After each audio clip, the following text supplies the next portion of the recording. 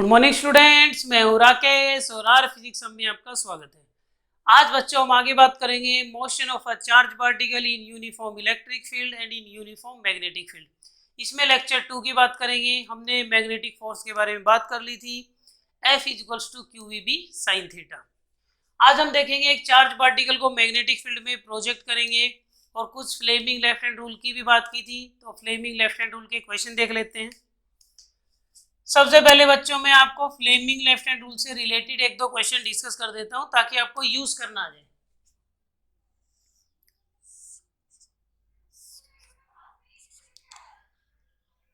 Electron है बच्चों, वो एक्स में मूव कर रहे हैं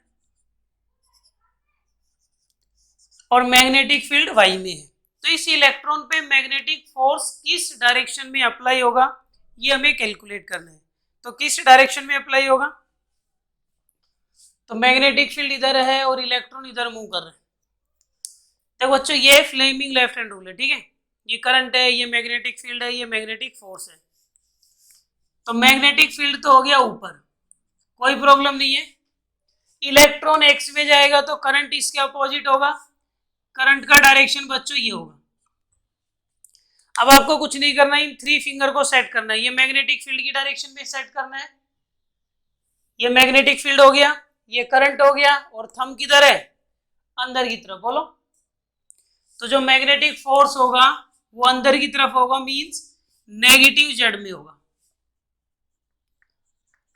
कुछ नहीं करना, इन फिंगर को इसको बी की डायरेक्शन में एडजस्ट करना है, इसको करंट की डायरेक्शन में एडजस्ट करना है। ये आपको मैग्नेटिक फोर्स देगा। कंडीशन ये है बच्चों, ये तीनों परपेंडिकुलर होनी चाहिए, ठीक है। देख सकते हो, बी उधर हो गया, करंट इधर हो गया, थंब किधर हो गया? अंदर की तरफ। बाहर की तरफ कौन सी डायरेक्शन है? Positive Z. अंदर की तरफ कौन सी हो जाएगी? Minus Z. इसको सोल्व करने का एक तरीका और भी है। मैग्नेटिक फोर्स को वेक्टर फॉर्म में आपको याद है, V क्रॉस बी। इलेक्ट्रॉन पे चार्ज माइनस है तो माइनस आ जाएगा। इलेक्ट्रॉन का वेलोसिटी किधर है? एक्स में, तो आई कैप लिख लो। मैग्नेटिक फील्ड किधर है? वाई में, जे कैप लिख लो। आई क्रॉस जे क्या होता है? के, और ये माइनस, तो माइनस के कैप आ जाएगा। माइनस के का मतलब भी क्या होता है? Negative Z direction. तो आप ये तरीका भी फॉलो कर सकते हैं, QVB साइन थीटा वाला भी, क्रॉस प्रोडक्ट भी फॉलो कर सकते हैं, और आप फ्लेमिंग लेफ्ट हैंड रूल भी बात कर सकते हैं। जैसे बच्चों एक क्वेश्चन और लेते हैं।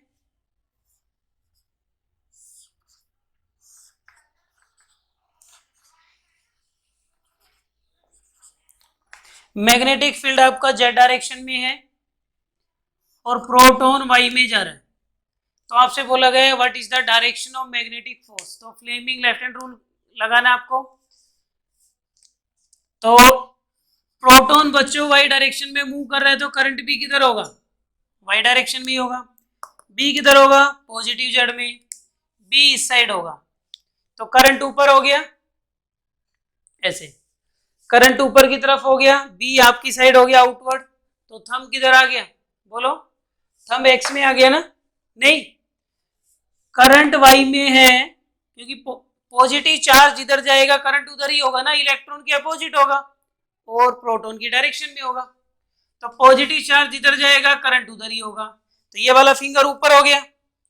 बी किधर होगा? आउटवर्ड होगा। बी आउटवर्ड हो गया और थंब किधर आ गया? लेफ्ट में आ गया, ठीक है। तो मींस डायरेक्शन क्या होगी? Positive x. तो मैग्नेटिक फोर्स किधर आया? पॉजिटिव एक्स में। यहां से भी चेक कर सकते हो। चार्ज पे साइन कैसे है? प्रोटॉन पे प्लस, बस साइन ले लो। वेलोसिटी किधर है? वाई में, तो वाई में क्या होगा? जे। और बी बच्चों किधर है? बी किधर है? जेड में, प्लस जेड में के। जे क्रॉस के क्या आता है? आई कैप। यहां से भी प्लस एक्स, यहां से भी प्लस एक्स। तो फ्लेमिंग लेफ्ट हैंड रूल देखना आ गया आपको। तो ऐसे हम फ्लेमिंग लेफ्ट हैंड रूल और राइट हैंड थंब रूल का यूज करते हैं। एक चीज और ध्यान रखें, नोट डाल के आप नोट कर लें। क्रॉस का मतलब क्या होगा बच्चों? Uniform inward magnetic field. Uniform inward magnetic field. और बच्चों डॉट का मतलब क्या होगा? Uniform outward magnetic field.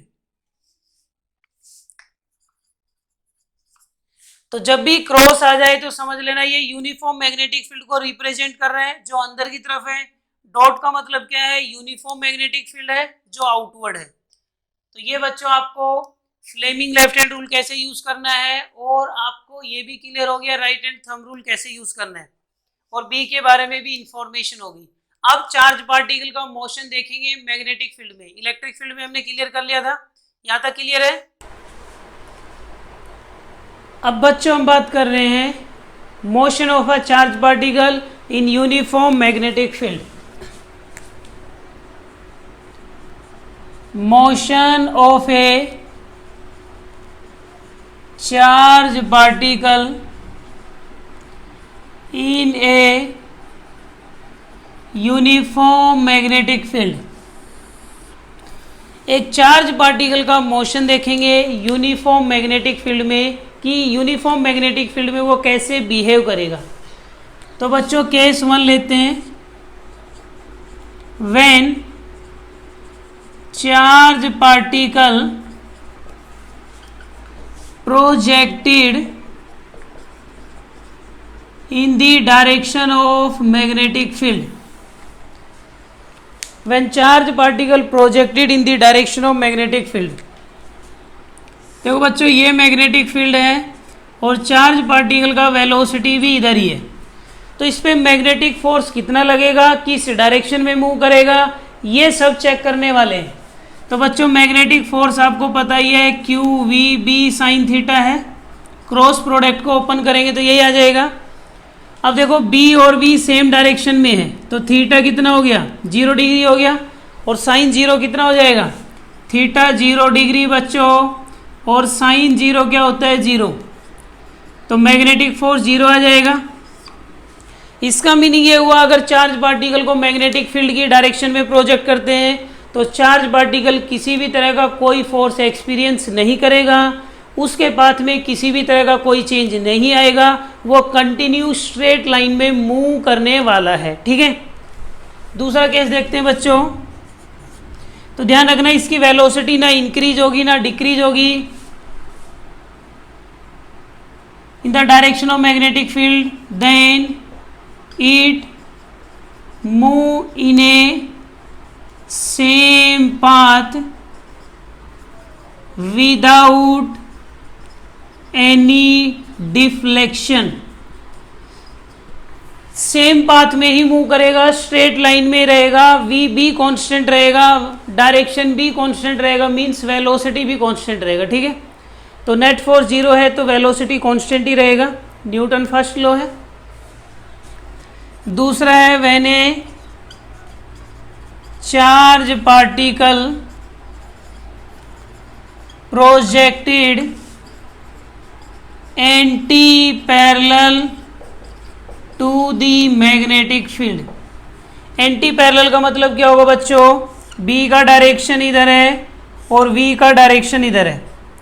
एक चार्ज है क्यू जिसका वेलोसिटी वी है और बी के अपोजिट है, तो थीटा कितना हो गया बच्चों, 180 डिग्री हो गया, और साइन 180 को हम 0 से रिप्लेस कर सकते हैं, बोलो यस और नो। साइन 180 0 हो जाएगा, तो बच्चों बोलो मैग्नेटिक फोर्स कितना हो जाएगा, क्यू वी बी साइन 180 0 ही होना है। तो कहने का मतलब है चार्ज पार्टिकल को चाहे मैग्नेटिक फील्ड की डायरेक्शन में मूव करो चाहे अपोजिट मूव करो, उसके पाथ में कोई चेंज नहीं आएगा, ना वेलोसिटी चेंज होगा ना डायरेक्शन चेंज होगा, क्योंकि उस पर कोई फोर्स लगेगा ही नहीं। ठीक है, लेकिन इलेक्ट्रिक फील्ड की डायरेक्शन में याद करो वो एक्सेलरेट होता है, इलेक्ट्रिक फील्ड के अपोजिट डी एक्सेलरेट होता है, लेकिन मैग्नेटिक फील्ड कुछ भी नहीं कहती। तो 0 डिग्री 180 डिग्री का केस क्लियर हो गया। अब बच्चों हम बात करेंगे अगर चार्ज पार्टिकल को 180 पे प्रोजेक्ट करें तो क्या होगा, 180 का। अब बच्चों 0 डिग्री 180 क्लियर हो गया। अब 90 डिग्री का केस देखते हैं, ये मोस्ट इंपॉर्टेंट है। When charge particle projected at 90 degree in magnetic field. देखो 90 डिग्री पे चार्ज पार्टिकल को मैग्नेटिक फील्ड में प्रोजेक्ट करेंगे। ये मोस्ट इंपॉर्टेंट कॉन्सेप्ट है इस चैप्टर का, ठीक है। तो मैग्नेटिक फील्ड में ऐसे बना देता हूं बच्चों, कोई प्रॉब्लम किसी को? इसका मतलब है यूनिफॉर्म मैग्नेटिक फील्ड इन इनवर्ड डायरेक्शन। अभी हमने बात की है, इसका मतलब होता है मैग्नेटिक फील्ड इनवर्ड डायरेक्शन में, ठीक है। और एक चार्ज पार्टिकल आ रहा है बच्चों, वो v स्पीड से आ रहा है, तो b के परपेंडिकुलर हो गया, v इस साइड हो गया और b अंदर की तरफ है, बोर्ड में अंदर की तरफ, और v इधर हो गया। 90 डिग्री का केस बन गया। जब भी चार्ज पार्टिकल मैग्नेटिक फील्ड में 90 डिग्री पे आता है बच्चों, वो सर्कल में मूव करता है। चार्ज इस पे q है। अब आप सोच रहे होंगे सर 90 डिग्री पे जब भी चार्ज पार्टिकल आएगा सर्कल में घूमने लग जाएगा, डांस करने लग जाएगा सर्कल में एक ही जगह, ऐसा क्यों? इस बात को ध्यान से समझे। किसी भी पॉइंट को पकड़ के बैठ जाएं, जैसे मैं इस पॉइंट की बात करूं तो इस पॉइंट के ऊपर B तो आपको पता ही अंदर की तरफ है, करंट किधर होगा? पॉजिटिव चार्ज इधर जाएगा तो करंट भी इधर ही होगा, तो मैग्नेटिक फोर्स किधर लगेगा? B अंदर की तरफ हो गया, और इसका वेलोसिटी या करंट वो इधर हो गया, ये B हो गया बच्चों, और ये करंट हो गया। तो B अंदर की तरफ और पॉजिटिव चार्ज इस पॉइंट पे इधर जा रहा है, तो करंट की डायरेक्शन भी टेंजेंट ही होगी। फोर्स किधर आया? टुवर्ड सेंटर, मीन्स इस पॉइंट पे इधर फोर्स लगेगा। इस पॉइंट पे आ जाओ, यहाँ टेंजेंट बनाओ, तो वेलोसिटी इधर होगा। चार्ज पार्टिकल का वेलोसिटी इधर है, तो उसका करंट भी इधर ही होगा। करंट की अगर हम डायरेक्शन देखें इस पॉइंट पे, तो B किधर है? B अंदर की तरफ है, तो यहाँ देखो ये फिंगर अंदर, ठीक है, ये फिंगर अंदर आ जाएगा और करंट ऊपर, B अंदर, तो थंब किधर आ गया? लेफ्ट में। तो हर पॉइंट पे आप देखोगे तो जो मैग्नेटिक फोर्स है वो सेंटर की तरफ फील होने वाला है। इस पॉइंट पे देखो, बना के देखो, करंट इधर हो जाएगा, B अंदर, थंब किधर आया? सेंटर की तरफ। तो कंफर्म हो गया, जब भी चार्ज पार्टिकल मैग्नेटिक फील्ड में 90 डिग्री पे आएगा सर्कल में मूव करेगा। Projected at 90 degree in magnetic field, then it move in a circular path. और सेंट्रीपिटल फोर्स कौन देगा इसको? Centripetal force is provided by magnetic force. Centripetal force होगी mv²/r और मैग्नेटिक फोर्स होगा QVB।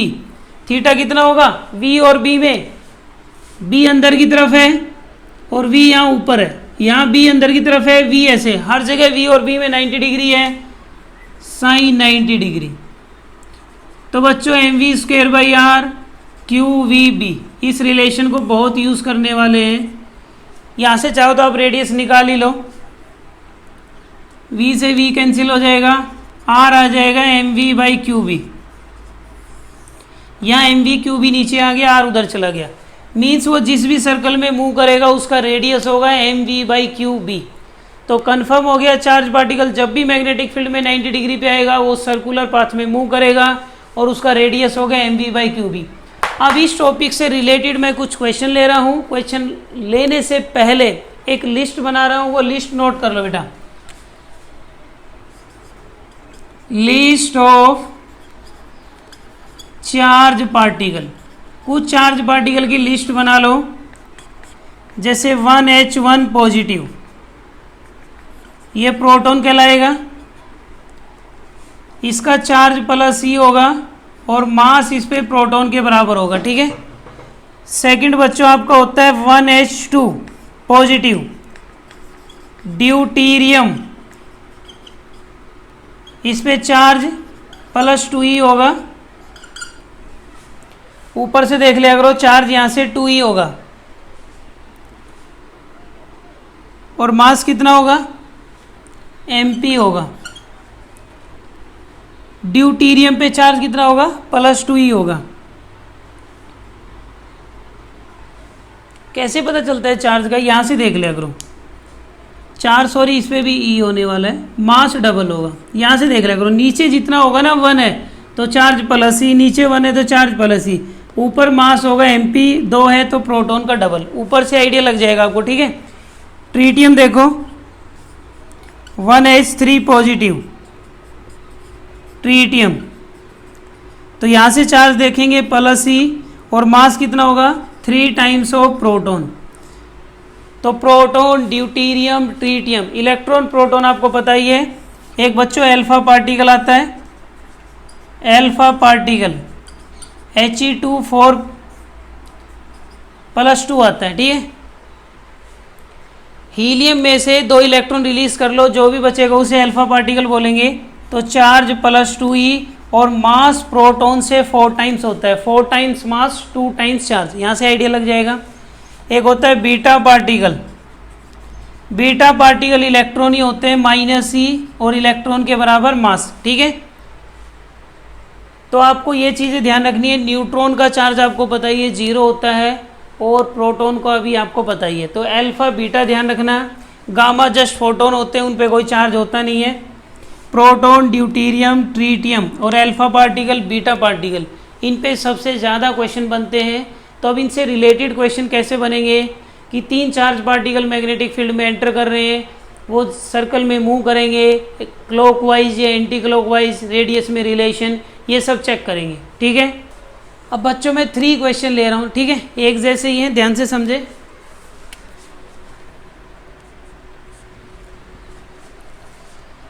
जैसे बच्चों ये मैग्नेटिक फील्ड है,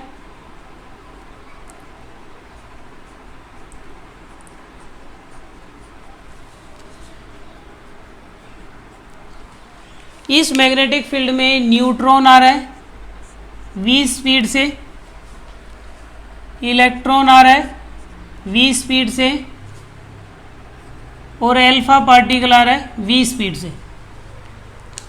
3 चार्ज पार्टिकल है बच्चों, न्यूट्रॉन है, इलेक्ट्रॉन है, अल्फा पार्टिकल है। सबका मास और चार्ज की इंफॉर्मेशन होना बहुत ही ज़रूरी है। और मैग्नेटिक फील्ड है B। क्लियर हो गया? मैग्नेटिक फील्ड क्या है? अंदर की तरफ है, जिसका वैल्यू है B, और V ऐसे परपेंडिकुलर है, ठीक है। तो इनका V सेम है। You have to determine relation between their radius. Determine relation between radius. इनकी रेडियस में क्या रिलेशन होगा बच्चों? ये रिलेशन हमें डिटरमाइन करना है। बहुत ही आसान है। अभी रेडियस का मैंने डेरिवेशन किया था, R = mv/qb, ठीक है। सबका रेडियस देख लेते हैं। सबसे पहले बात करते हैं neutron. Mass of neutron, speed सबका सेम है। न्यूट्रॉन का charge 0, magnetic field B, something upon 0, infinite.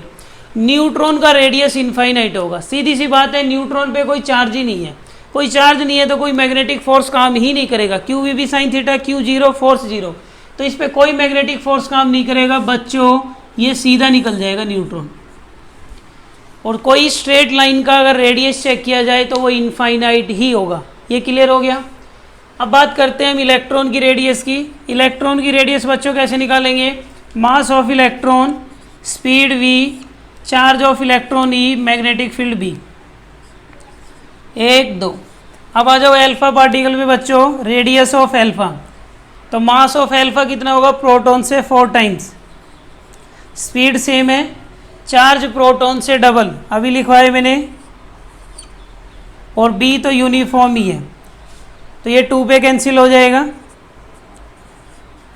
2 MPV में EB। तीनों में आप बता सकते हो सबसे ज़्यादा वैल्यू किसकी है? इनफाइनाइट सबसे ज़्यादा है, फिर MV/EB ज़्यादा है, या 2 MPV/EB ज़्यादा है? देखो EB तो सेम ही है, V भी सेम है। इलेक्ट्रॉन का मास ज़्यादा है या प्रोटॉन का ज़्यादा है? प्रोटॉन का ज़्यादा है, और वो भी डबल है। तो सबसे ज़्यादा रेडियस ये, फिर ये, फिर ये। तो रिलेशन क्या है बच्चों? न्यूट्रॉन, उसके बाद अल्फा, और फिर इलेक्ट्रॉन। ये रेडियस का रिलेशन मिल गया। अब कैसे मूव करेंगे वो भी चेक कर लो। तो सबसे ज़्यादा न्यूट्रॉन, फिर अल्फा का रेडियस सबसे ज़्यादा, इलेक्ट्रॉन का सबसे कम। तो छोटा सर्कल बना लो और इसका बड़ा सर्कल बना लो। अब आपको देखना ये है कि ये कैसे रिवॉल्व करेंगे। ये इंपॉर्टेंट पॉइंट है, मोस्ट इंपॉर्टेंट, इसको ध्यान से समझें। इलेक्ट्रॉन इधर जा रहा है तो करंट किधर होगा? इस साइड। ध्यान से समझना बच्चों, करंट इधर होगा, मैग्नेटिक फील्ड अंदर की तरफ है, तो मैग्नेटिक फोर्स किधर होगा, बी अंदर, करंट इधर नीचे की तरफ। बोलो, मैग्नेटिक फोर्स नीचे की तरफ, ऐसे आएगा, ऐसे घूम जाएगा नीचे की तरफ। आई बात समझ में? ऐसे आएगा, नीचे की तरफ फोर्स लगेगी, ऐसे घूम जाएगा। तो इस पे कैसे लगेगा, पॉजिटिव चार्ज है अल्फा पे, इधर जा रहे हैं तो इसका करंट भी इधर ही होगा। मैग्नेटिक फील्ड अंदर की तरफ, बी अंदर, करंट उधर, थंब ऊपर, मतलब ये ऐसे आएगा, ऊपर की तरफ फोर्स लगेगी, ऊपर घूम जाएगा। बस सीधी सी बात है, इसके अपोजिट घूमेगा। इलेक्ट्रॉन आपका अगर घूम रहा है क्लॉकवाइज तो ये एंटी क्लॉकवाइज घूमेगा। तो ऐसे क्वेश्चन बहुत पूछे जाते हैं कंपटीशन में भी, एग्जाम में भी, यूटी में, जितने भी टेस्ट आपके बनते हैं। अब ऐसा ही एक सेकंड क्वेश्चन और ले रहे हैं बच्चों। अब बच्चों हम इसी से रिलेटेड सेकंड क्वेश्चन ले रहे हैं, ठीक है? सेम ही क्वेश्चन है, चलो मैग्नेटिक फील्ड बाहर बना लेते हैं।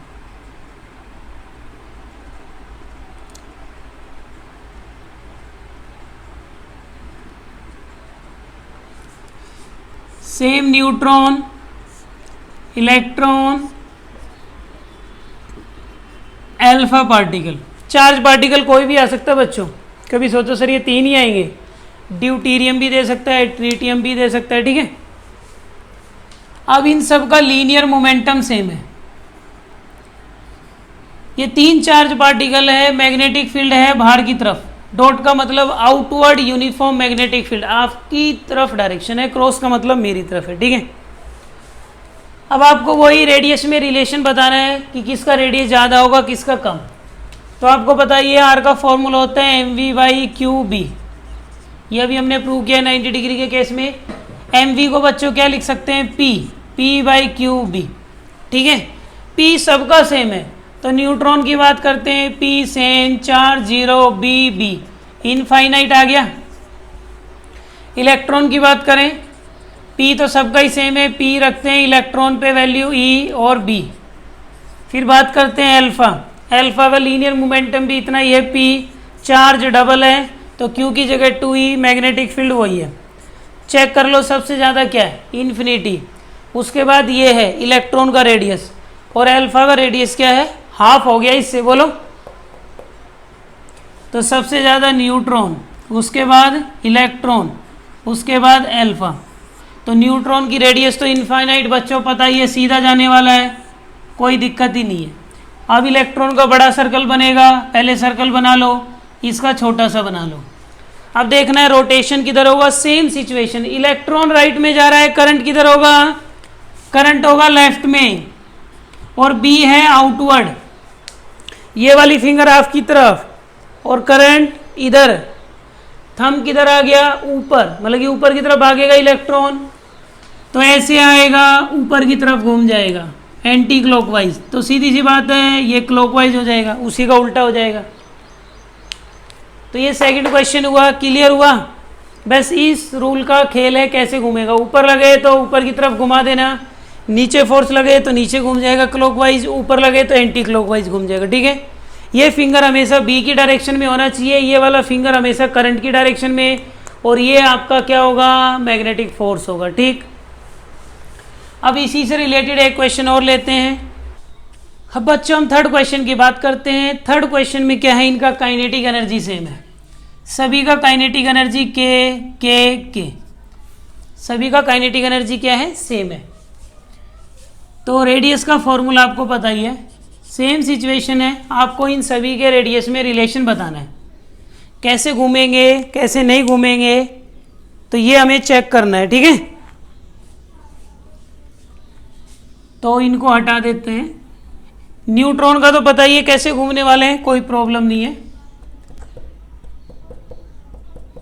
ये चलो, काइनेटिक एनर्जी में जो भी गिवन हो, V गिवन हो तो R को V में कन्वर्ट करो, P गिवन है तो R को P में कन्वर्ट किया, अब V को काइनेटिक एनर्जी में कन्वर्ट करो। R का फॉर्मूला ये है, और बच्चों काइनेटिक एनर्जी होता है हाफ mv², तो V कितना आ गया, 2k/m का रूट। बोलो, इस V को उठा के यहाँ पुट कर दो, R कितना आ गया, m/qb v को पुट करेंगे 2k/m, कितना आ गया m√m, ऊपर √m आ जाएगा 2km का रूट अपॉन में QB। तो हमने रिजल्ट को काइनेटिक एनर्जी में कन्वर्ट कर लिया, कुछ नहीं किया, v का वैल्यू पुट कर दिया r में। ठीक, अब चेक करते हैं न्यूट्रॉन के लिए। न्यूट्रॉन के लिए 2, kinetic energy k, mass of neutron, charge neutron के लिए 0, समथिंग अपॉन 0, इनफाइनाइट। तो न्यूट्रॉन के लिए तो टेंशन है नहीं, याद हो गया होगा। फिर है इलेक्ट्रॉन, इलेक्ट्रॉन के लिए बच्चों 2, k सबके लिए सेम है, mass of electron me, electron पे charge E, magnetic field B। ये इक्वेशन 2 हो गया। अब बात करें अल्फा पार्टिकल का, तो रेडियस ऑफ अल्फा कितना हो जाएगा 2k, क्योंकि k सबका सेम है। अल्फा का मास कितना हो जाएगा 4 times of proton root upon charge, alpha पे चार्ज होता है प्रोटॉन का डबल 2eB, 4 का रूट कितना आ जाएगा 2, तो 2 से कैंसिल हो जाएगा, क्या बचेगा 2kmp का रूट बचेगा अपॉन में EB। ठीक है बच्चों, अब ध्यान से देखो क्या रिलेशन है, ये रेडियस तो इनफाइनाइट है ही, अब ये वैल्यू ज़्यादा है या ये वैल्यू ज़्यादा है, प्रोटॉन का मास ज़्यादा है, इलेक्ट्रॉन का कम है, बाकी सब तो सेम ही है। तो सबसे ज़्यादा किसका, न्यूट्रॉन का, उसके बाद अल्फा का, और उसके बाद इलेक्ट्रॉन का। तो रिलेशन बनाना आपको आ गया होगा, आप ऐसे ही प्रोटॉन को लेके भी कर सकते हैं, प्रोटॉन का मास mp हो जाएगा, चार्ज E हो जाएगा, तो उसमें भी रिलेशन बना सकते हैं। अब इलेक्ट्रॉन कैसे मूव करेगा, इलेक्ट्रॉन इधर जाएगा तो करंट इधर होगा, B आउटवर्ड है तो ऊपर की तरफ जाएगा, B इधर, करंट इधर ऊपर की तरफ, सबसे कम रेडियस है ऊपर की तरफ घूम जाएगा, ये बड़ा सर्कल है तो ये ऐसे घूम जाएगा। तो बच्चे ये 3 क्वेश्चन मैंने डिस्कस किए हैं, ज़रूरी नहीं है 3 पार्टिकल ही हो, प्रोटॉन लेके प्रैक्टिस कर सकते हैं आप, ड्यूटेरियम ट्रीटियम लेके आप ये तीनों क्वेश्चन अपने से प्रैक्टिस कर सकते हैं। ठीक है, यहाँ तक क्लियर है। अब बच्चों आपने देखा 0 डिग्री का देख लिया, 180 का देख लिया, 90 डिग्री का, उससे रिलेटेड न्यूमेरिकल भी देख लिए। अब 0 और 90 के बीच में कोई केस हो तो क्या होगा, ये अच्छा क्वेश्चन है।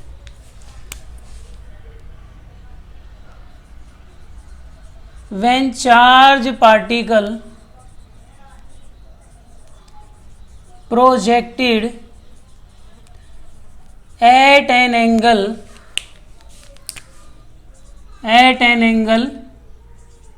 theta, जो 0 से 90 के बीच में है, किसी एंगल पे प्रोजेक्ट करना है जो 0 से 90 के बीच में है। अब सवाल बहुत अच्छा है, इसे समझें।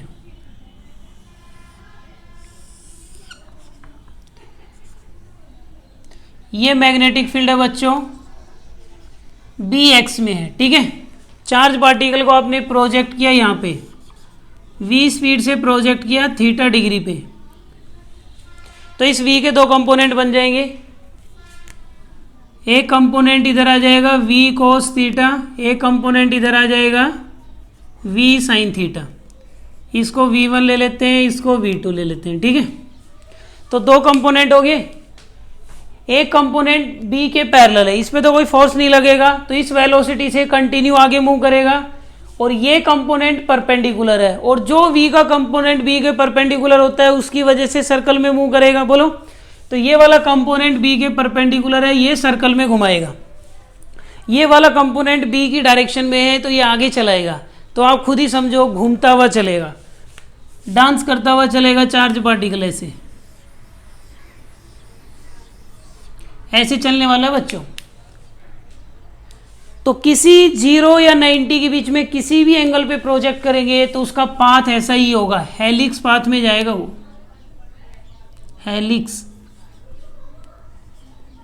हेलिक्स बनेगा। ठीक है, अब आपसे पूछा जाएगा कि इस एक सर्कल को कंप्लीट करने में कितना टाइम लगेगा, time period, distance between 2 circle जिसे पिच बोलते हैं, ये कैलकुलेट करना है, ये छोटी सी चीज़ हमें करनी है। ठीक है, तो सबसे पहले सर्कल में घुमाने के लिए ये वाला कंपोनेंट काम आएगा v2 वाला, तो v2 लेंगे। आगे चलाने के लिए कौन सा कंपोनेंट आएगा, v cos थीटा, जो v1 होगा। ठीक है, तो बच्चों centripetal force is provided by magnetic force, centripetal force होता है mv² बाई r, लेकिन v की जगह v2 आएगा क्योंकि ये वाला कंपोनेंट सर्कल में मूव कराएगा जो परपेंडिकुलर है। ये आ जाएगा q, v की जगह v2 b साइन। अब v2 और b में एंगल कितना है, v2 ऊपर है और b x में है 90 डिग्री। तो जो कंपोनेंट 90 डिग्री पे होता है वही सर्कल में मूव कराएगा, ठीक है। साइन 90 बच्चों 1 हो जाएगा, ये कैंसिल हो जाएगा, M V two by R हो जाएगा क्यू बी साइन 91। तो यहाँ से रेडियस आ जाएगा M V by Q B. ध्यान रहे v वही है, लेकिन v वो होता है जो b के परपेंडिकुलर हो। आज v2 परपेंडिकुलर है, तो एक सर्कल का रेडियस कितना होगा वो आ गया। अब टाइम कितना लगेगा एक सर्कल में, आपको पता है speed is equals to distance upon में टाइम। सर्कल में मूव कराने के लिए v2 कंपोनेंट काम कर रहा है, सर्कल का डिस्टेंस 2 पाई r और टाइम हो गया t। तो यहाँ से t निकाल सकते हैं, t कितना आ जाएगा 2 पाई r अपॉन में v2। r का वैल्यू पुट कर दो, r का वैल्यू ये रहा M V two by Q B upon में v2। v2 से v2 टाइम पीरियड कितना आ गया 2 pi m by Q B. और फ्रीक्वेंसी पूछे तो इसका उल्टा हो जाएगा Q B by 2 pi m। तो बच्चों एक सर्कल में कितना टाइम लगने वाला है, तो वो टाइम पीरियड होता है, मतलब ये एक सर्कल को कंप्लीट करने का टाइम आ गया 2 pi m by Q B. ये टाइम पीरियड ध्यान से देख लो, इसका स्पीड से और रेडियस से कोई लेना देना नहीं है। फ्रीक्वेंसी ध्यान से देख लो, independent of speed and radius, ठीक है। तो कितना भी बड़ा सर्कल हो, केवल उसका जो टाइम पीरियड है वो उसके मास पे, बी पे, चार्ज पे डिपेंड करेगा।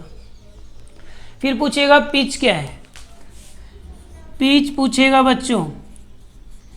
पिच क्या होता है, फील्ड की डायरेक्शन में चार्ज पार्टिकल ने एक रोटेशन के टाइम में कितना डिस्टेंस कवर किया।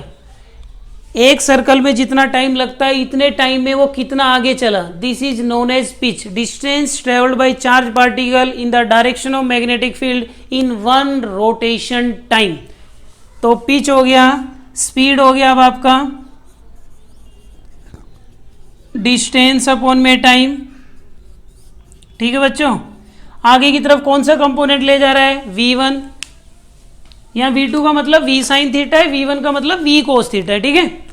तो आगे की तरफ ले जाएगा v1। डिस्टेंस कितना होगा, पिच निकालना है और कितना टाइम, एक टाइम पीरियड में। तो पिच का वैल्यू कितना आ गया, v1t आ गया। v1 को आप लिख सकते हैं v कोस थीटा और टाइम पीरियड को लिख सकते हैं ये रहा 2 pi m by Q B. तो बच्चों ये पिच आ गया। तो बच्चों आपने क्या देखा, एक चार्ज पार्टिकल का 0 डिग्री का केस देखा, कोई फर्क नहीं पड़ा, सीधा चला जाएगा। 180 का देखा, कोई फर्क नहीं पड़ा, सीधा चला जाएगा। 90 डिग्री पे देखा, सर्कल में मूव करने लगा। और 0 और 90 के बीच में कोई केस देखेंगे तो हेलिक्स पाथ बनता है, क्योंकि एक कंपोनेंट परपेंडिकुलर आएगा जो सर्कल में घुमाएगा, एक पैरेलल आएगा जो फॉरवर्ड डायरेक्शन में मूव कराएगा। तो आगे भी चलो और घूमते भी चलो, तो यही पाथ बनेगा।